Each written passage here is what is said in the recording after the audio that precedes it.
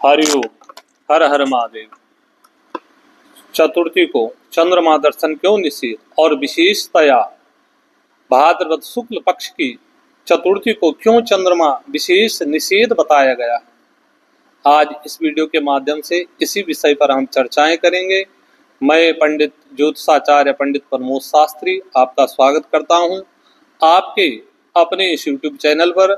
यदि आप हमारे इस चैनल पर नए हैं तो हमारे चैनल को सब्सक्राइब करें और घंटी का चिन्ह अवश्य दबाएं। एवं यदि आपको हमारी वीडियो अच्छी लगे तो वीडियो को अधिक से अधिक लोगों को शेयर करें। प्रायः सभी शुक्ल पक्ष की चतुर्थी तिथियों को और खास करके भाद्रपद महीने की शुक्ल पक्ष की चतुर्थी को चंद्रमा दर्शन विशेष निषिद्ध माना जाता है और शास्त्रों में और लोकों में यह भी प्रबल प्रवाद प्रचलित है कि इन दिन चंद्रमा दर्शन करने वाले व्यक्ति को मिथ्या यानी कि झूठा उस पर कलंक लगता है।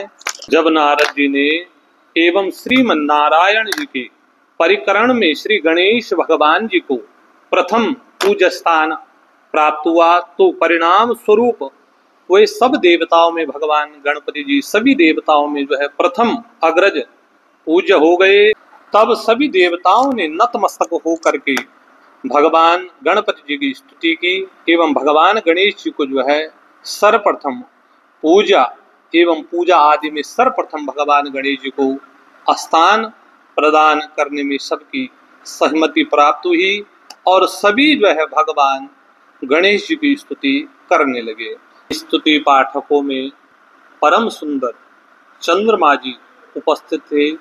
वे गणेश जी के गज बदन पर मन ही मन जो है मुस्कुराते थे, क्योंकि चंद्रमा अति सुंदर थे और अंतर्यामी भगवान गणेश जी को उनके स्वसौंदर्य अभिमान को और अपने उपहास को ताड़ गई और भगवान गजानन जी भगवान गणेश जी रुष्ट होकर के चंद्रमा को श्राप देते हैं कि आज से तुम काले कलोटे हो जाओ। तब उसी दिन चंद्रमा तत्काल वैसे ही यानी कि जो है काले कलोटे चंद्रमा हो गए, परंतु उसने अपने अपराध की भगवान गजानन जी से क्षमा मांगी और शापानुग्रह के लिए जो है भगवान गणपति जी से प्रार्थना की कि हे भगवान आप मुझे इस श्राप से मुक्त करें। प्रणिपात प्रतिकार रसंबोहि महात्मा नाम हो।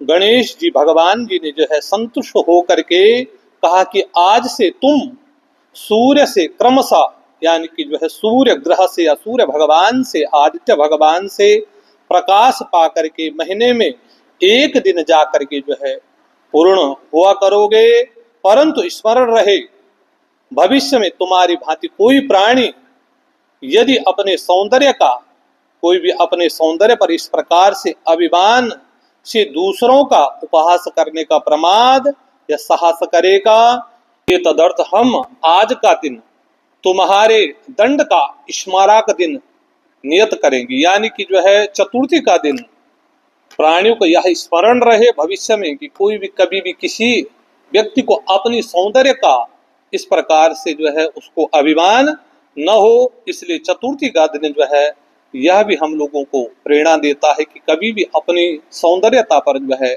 हम लोगों को अभिमान नहीं करना चाहिए। तदनुसार आज भाद्रपद शुक्ल पक्ष की चतुर्थी है, अतः सभी महीनों की चतुर्थी को और खास करके भाद्रपद शुक्ल पक्ष की चतुर्थी को कोई मनुष्य यदि चंद्रमा या तुम्हारा दर्शन न करेगा, भूल से यदि कोई तुम्हारा इस दिन जिसे तुम दीख पड़ोगे वह दर्शक भी तुम्हारी भांति जो है मिथ्या एवं कलंक का जो है पात्र होगा।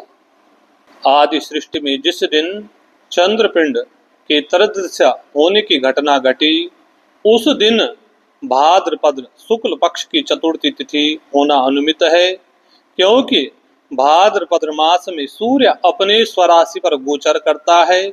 एक महीने में सूर्य अपने स्वराशि पर स्थित रहता है, इसलिए भाद्रपद मास में जो धूप होती है उसकी बड़ी गंभीरता मानी जाती है। और भाद्रपद शुक्ल पक्ष की चतुर्थी तिथि को चित्रा या स्वाति नक्षत्र होना, यह योग फिक्स होता है। भाद्रपद महीने में जब भी शुक्ल पक्ष की चतुर्थी तिथि पड़े, उस दिन या तो चित्रा नक्षत्र या स्वाति नक्षत्र यह योग अवश्य पड़ता है। आया इस दिन गई वस्तु का लौटना बड़ा असंभव होता है, इसलिए इस दिन कोई लंबी यात्रा आदि से जो है हम लोगों को बचना चाहिए।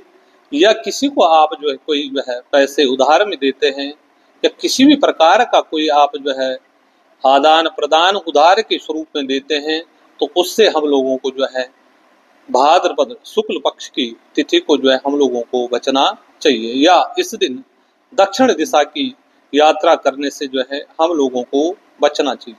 तो इसलिए प्राय सभी को जो है सभी सनातनियों को खास करके भाद्रपद महीने की जो शुक्ल पक्ष की जो चतुर्थी तिथि पड़ती है, उस दिन चंद्रमा दर्शन विशेष निषेध बताया गया है।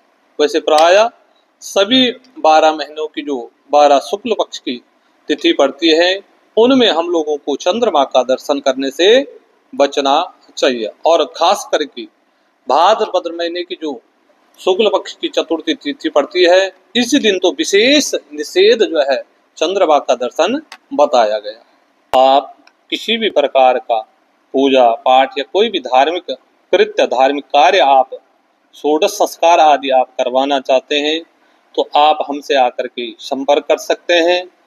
या आप कोई भी ज्योतिषीय परामर्श लेना चाहते हैं, कुंडली आदि विवेचना करवाने चाहते हैं, तो आप नीचे हमारा व्हाट्सएप नंबर दिया गया है स्क्रीन पर, आप उसके माध्यम से हमसे संपर्क कर सकते हैं या आकर के हमारे प्रतिष्ठान पर आकर के हमसे मिल सकते हैं। धन्यवाद।